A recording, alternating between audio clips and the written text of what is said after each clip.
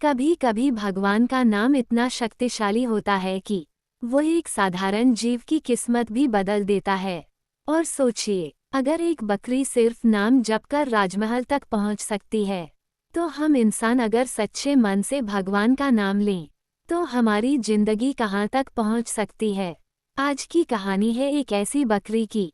बहुत समय पहले एक छोटे से गांव के बाहर कुछ साधु संत यज्ञ और भजन कर रहे थे।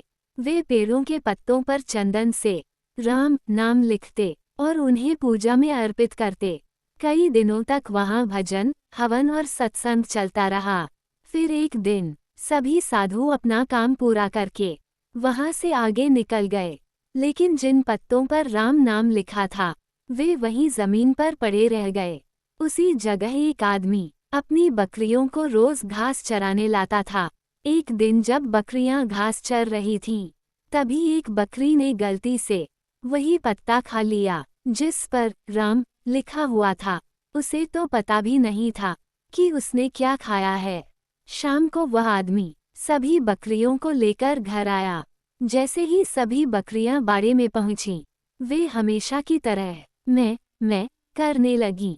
लेकिन जिस बकरी ने राम नाम वाला पत्ता खाया था, उसके मुंह से अचानक आवाज निकली, राम राम। पहले तो किसी को विश्वास ही नहीं हुआ। दूसरी बकरियां हैरान होकर बोलीं, अरे तू क्या बोल रही है, हमारी तरह मैं बोल। लेकिन वो बकरी फिर बोली, राम राम। धीरे धीरे उसे भी समझ आ गया कि उसके मुंह से अब मैं नहीं निकल रहा।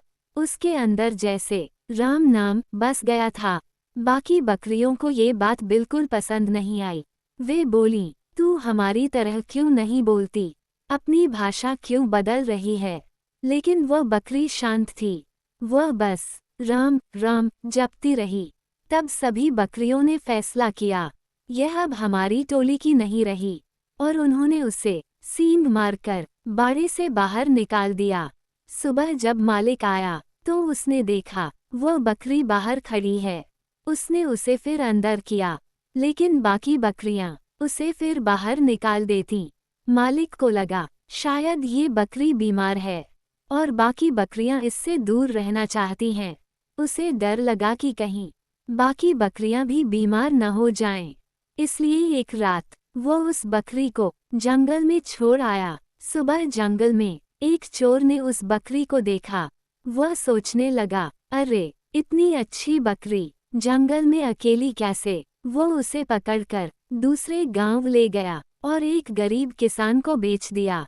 वह किसान बहुत ही सीधा सादा और गरीब आदमी था।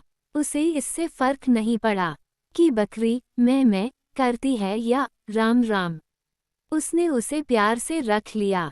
बकरी पूरे दिन राम नाम जपती रहती। कुछ दिनों बाद किसान ने देखा कि उस बकरी का दूध बहुत ज्यादा और बहुत मीठा है। लोग दूर दूर से उसका दूध लेने आने लगे। धीरे धीरे उस गरीब किसान की जिंदगी बदलने लगी। एक दिन राजा के मंत्री उस गांव से गुजर रहे थे। उन्हें बहुत भूख और प्यास लगी थी। वे उसी किसान के घर रुक गए। किसान ने उन्हें उस बकरी का दूध पिलाया। इतना मीठा दूध पीकर वे हैरान रह गए। उन्होंने पूछा, ऐसा दूध हमने कभी नहीं पिया। किसान मुस्कुराकर बोला, यह उस बकरी का दूध है जो दिन भर राम राम जपती रहती है। मंत्री ने देखा तो सच में बकरी राम नाम जप रही थी। उसी समय राजमहल में राजा की माता बहुत बीमार थीं। बहुत इलाज हुआ, लेकिन फायदा नहीं हुआ। राजगुरु ने कहा, अब इनके पास बैठकर भगवान का नाम जपना ही सबसे बड़ा उपाय है। लेकिन राजा के पास इतना समय नहीं था। तभी मंत्री को उस बकरी की याद आई। राजा किसान के घर गया और बकरी को देखा। वह सच में राम राम जप रही थी। राजा ने किसान से कहा, ये बकरी मुझे दे दो। किसान बोला, महाराज इसी के कारण मेरे घर की हालत सुधरी है।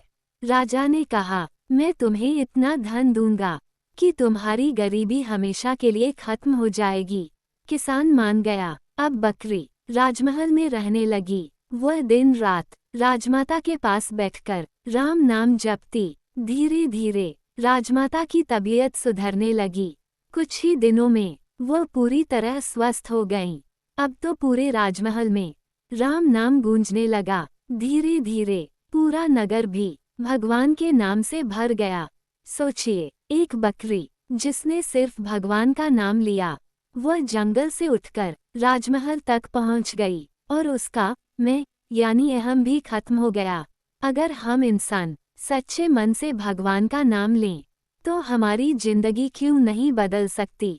सीख, भगवान का नाम केवल शब्द नहीं बल्कि जीवन बदलने की शक्ति है।